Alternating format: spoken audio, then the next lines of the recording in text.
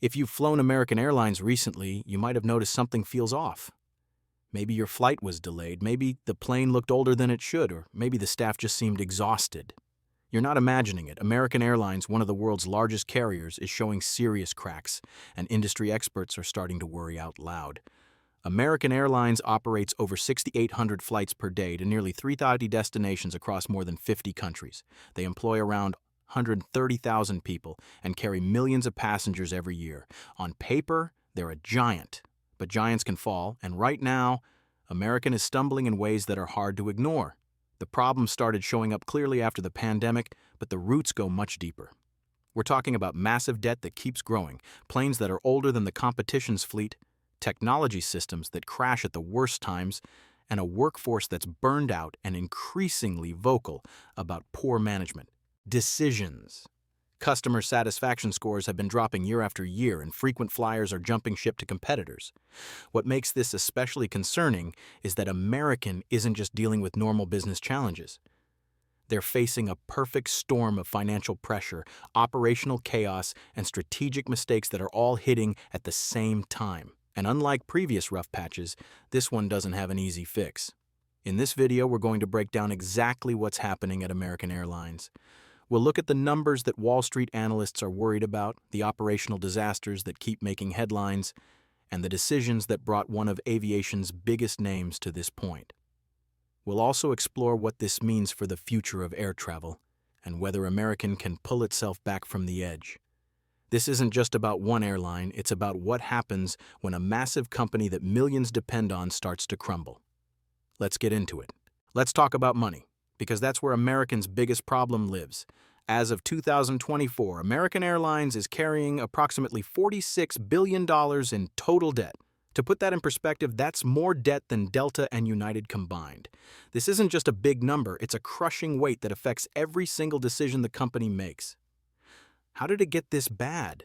Part of it traces back to the 2013 merger with U.S. Airways. Mergers are expensive and complicated, and this one left American with a bloated cost structure and inherited debt. Then came the pandemic in 2020, which absolutely devastated the airline industry. American, like other carriers, took on massive emergency loans to survive. The government helped with grants and support, but airlines also borrowed heavily from private lenders at high interest rates. Here's the problem, though. While Delta and United used the recovery period to pay down debt aggressively, American didn't. Instead, they kept spending on things like new management contracts, stock buybacks before the pandemic, and trying to compete on routes where they were losing money. The company's debt-to-equity ratio is alarmingly high compared to competitors. Every year, American pays billions just in interest on this debt. That's money that could go toward newer planes, better technology, improved customer service, or higher wages to retain good employees. Instead, it's going straight to creditors. And as interest rates have risen over the past few years, those payments have gotten even more expensive. Credit rating agencies have noticed. American's credit rating has been downgraded multiple times, which makes borrowing even more expensive when they need it. It's a vicious cycle. The debt makes it harder to invest in improvements, which leads to worse performance, which makes investors nervous, which makes borrowing more expensive, which adds more debt. Financial analysts are now openly questioning whether American can service this debt long-term without major restructuring. Some are even using the word that makes airlines nervous: bankruptcy. American has been through bankruptcy before, back in 2011, and they know how painful that process is. Walk onto an American Airlines plane, and there's a good chance you're stepping into something older than you'd expect. The average age of American's fleet is over 10 years, which makes it one of the oldest among major U.S. carriers. Delta's average is around 14 years, but they've been aggressively retiring their oldest planes and bringing in newer, more efficient models. United has been doing the same. American? Not so much. Age matters in aviation for several reasons. Older planes cost more to maintain. They break down more frequently, causing delays and cancellations. They burn more fuel, which is one of an airline's biggest expenses. They're also less comfortable for passengers, with older seats, worse in-flight entertainment, and outdated cabin designs. When customers have a choice between a brand new Airbus on Delta or a 15-year-old Boeing on American for the same route, guess which one they pick? American does have aircraft on order. They've committed to buying hundreds of new, planes from Boeing and Airbus over the next decade, but here's the catch. Because of their debt situation, they can't afford to speed up those deliveries. They're stuck in a holding pattern, literally, with an aging fleet that's costing them money and reputation every single day. The maintenance issues are piling up too. American has had several high-profile incidents where planes have had to make emergency landings or turn back due to mechanical problems. Each time that happens, it makes news, it scares passengers, it damages the brand, and it costs the company money in compensation, rebooking, and lost customer trust. There's also the environmental angle. Older planes produce more emissions.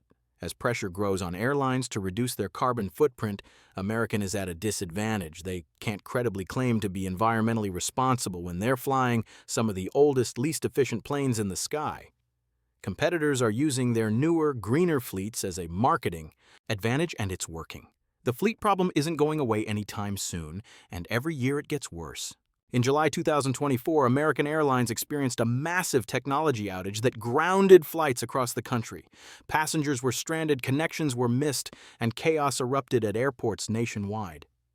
The system failure lasted hours, affecting everything from check-in to boarding to flight operations. It was a disaster, but it wasn't isolated. It was just the latest in a series of tech problems that have plagued American for years. Airlines run on technology.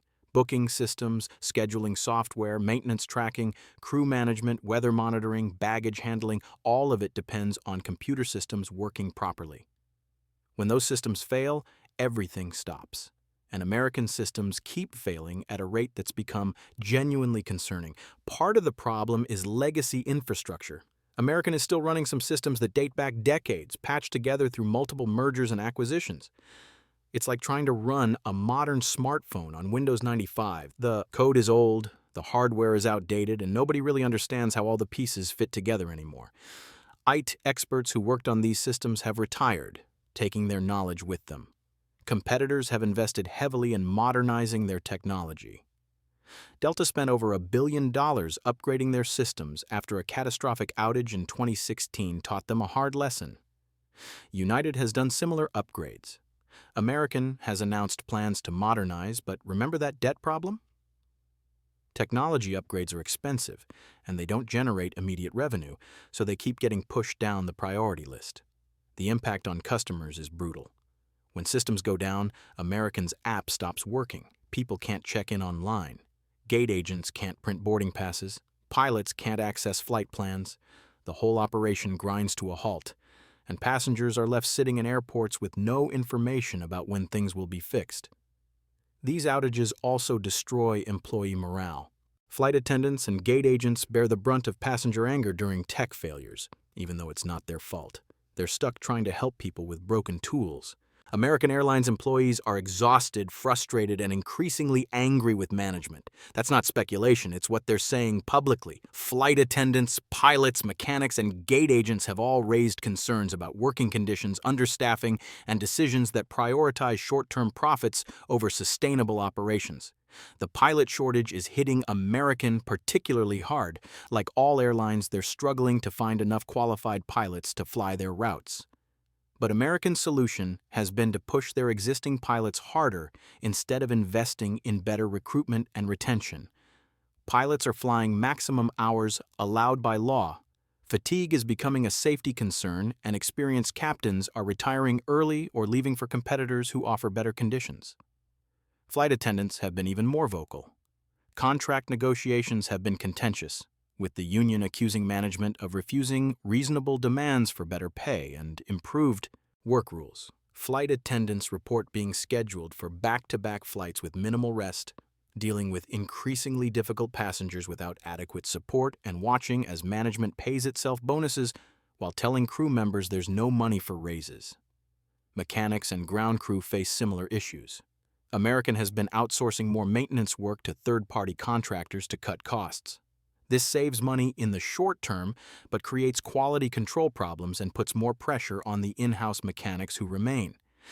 These are the people responsible for keeping planes safe, and they're overworked and underpaid compared to industry standards. The morale problem shows up in customer service. When employees feel undervalued and overwhelmed, it's hard for them to provide great service. Passengers sense it. They report that American staff seem more stressed and less helpful than crews on other airlines. It's not the employee's fault, it's a management problem, but customers don't always make that distinction. Turnover is increasing. American is losing experienced employees who have options elsewhere. Training new people is expensive and time-consuming, and new employees make more mistakes while they're learning. This creates a downward spiral where service quality drops, which leads to more customer complaints, which stresses employees further, which drives more turnover. Management seems disconnected from these realities, which only makes things worse. American Airlines consistently ranks near the bottom in customer satisfaction surveys. We're talking dead last or second to last among major U.S. carriers year after year. This isn't a one-time thing or a statistical fluke. American has a serious problem with how passengers perceive their service. And the numbers back it up. The complaints are everywhere. On social media, travel forums, and review sites, passengers share stories of delayed flights, lost baggage, rude service, uncomfortable planes, and nickeled and dimed fees for everything from seat selection to carry-on bags. Americans' response has been tone-deaf at best, often blaming passengers or external factors rather than acknowledging systemic problems. On-time performance is a major issue. American consistently ranks poorly in punctuality statistics. Flights are delayed or canceled at higher rates than competitors. Some of this relates to the aging fleet we talked about earlier. Old planes break down more. Some relates to understaffing, scheduling problems, and operational inefficiencies. Whatever the cause, passengers notice, and they're tired of it. The baggage handling situation is almost comical if it weren't so frustrating for travelers. American loses, delays, or damages luggage at rates significantly higher than airlines like Delta or Southwest. Their tracking systems are unreliable, and when bags do go missing, the customer service response is often inadequate. People have reported waiting hours on hold just to file a claim. Then there's the basic flying experience. American seats are among the tightest in the industry. They've crammed more seats into planes by reducing legroom to maximize revenue. The in-flight entertainment systems are outdated when they work at all. Wi-Fi is expensive and unreliable. Food options are limited and overpriced. For the same money, passengers can fly competitors and get a noticeably better experience. Frequent flyer program changes have also angered loyal customers. American has devalued their A-Advantage miles multiple times, making it harder to redeem points for flights. Elite status benefits have been reduced. The message to loyal customers has essentially been, "We don't value your loyalty anymore." The result? People are switching airlines. Premium travelers, the most profitable customers, are moving to Delta and United where they feel more valued. While American struggles, its competitors aren't just surviving, they're thriving. Delta has positioned itself as the premium U.S. carrier, investing heavily in customer experience, technology, and employee satisfaction. Their strategy is working. Delta consistently tops customer satisfaction rankings, commands higher ticket prices, and maintains stronger profit margins than American despite charging premium fares. United has taken a different but equally effective approach. They've focused on expanding international routes, upgrading their fleet with new planes, and improving their business class product to compete globally. United's financial performance has been strong, their operational metrics are improving, and they're winning business travelers who used to fly American. Even low-cost carriers are eating American's lunch. Southwest, despite having its own challenges, maintains fierce customer loyalty through transparent pricing, free checked bags, and a corporate culture that treats employees well. JetBlue offers a better product at competitive prices. Newer entrants like Breeze Airways are targeting underserved routes that American has abandoned. The international picture is even worse for American. Foreign carriers like Emirates, Qatar Airways, and Singapore Airlines offer such superior service that U.S. business travelers often go out of their way to book them instead. Asian and Middle Eastern carriers have invested in their products, while American has been cutting corners. The comparison isn't even close. American's route network, once a strength, has become a liability in some ways. They're trying to compete everywhere but don't have the resources to do it well anywhere. Delta and United have been more strategic, focusing on key hubs and routes where they can dominate. American spreads itself thin, maintaining unprofitable routes for competitive reasons while losing money. Partnerships and alliances aren't helping enough either. American is part of the One World Alliance, but it's the weakest of the three major alliances. Star Alliance with United and SkyTeam with Delta offer better global connectivity and more attractive partner options for travelers. The market share numbers tell the story. American has been steadily losing ground to competitors in key markets. Business travelers, the most valuable segment, are defecting fastest. So where does this leave American Airlines? The situation is serious, but is collapse actually inevitable? The honest answer is it depends on what collapse means and what actions management takes in the next few years. Bankruptcy is possible but not guaranteed. American has been through Chapter 11 before, back in 2011, and emerged from it. If they go that route again, it would allow them to restructure that massive debt, renegotiate union contracts, and potentially reset their cost structure to something more sustainable. But bankruptcy is brutal. It destroys shareholder value, hurts employees through job cuts and benefit reductions, damages the brand in ways that take years to repair, and there's no guarantee the company that emerges would be stronger or more competitive. It's also possible American could be acquired or merged with another carrier, though regulatory approval for such a mega deal would be extremely challenging given antitrust concerns. For American to avoid the worst outcomes, they need to make some hard choices fast. First, they need to stop pretending everything is fine. The company's leadership has been too defensive and not honest enough about the severity of their problems.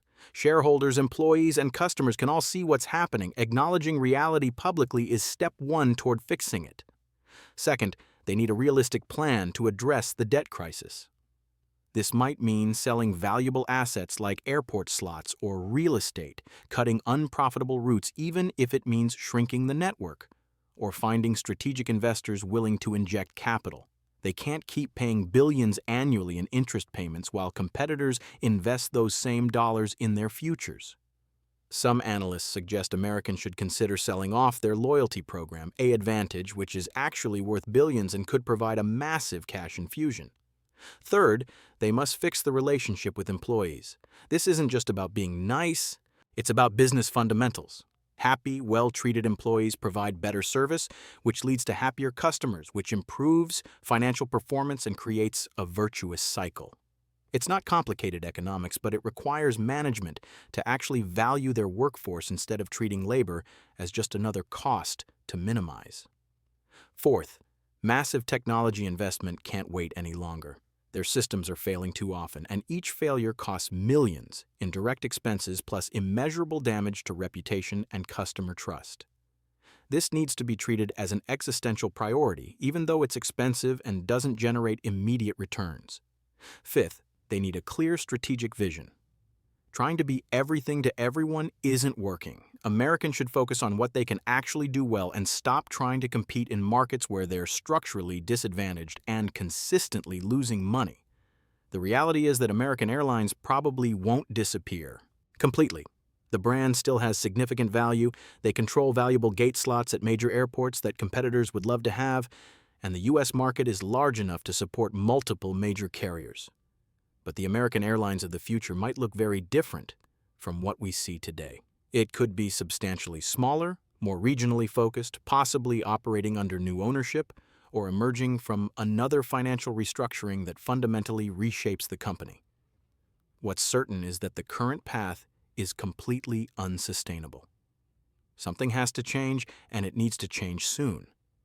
Whether American's management has the vision and courage to make those changes before it's too late, that's the real question. For the millions of people who depend on American Airlines for travel and the thousands who depend on it for employment, let's hope they figure it out. Thanks for watching.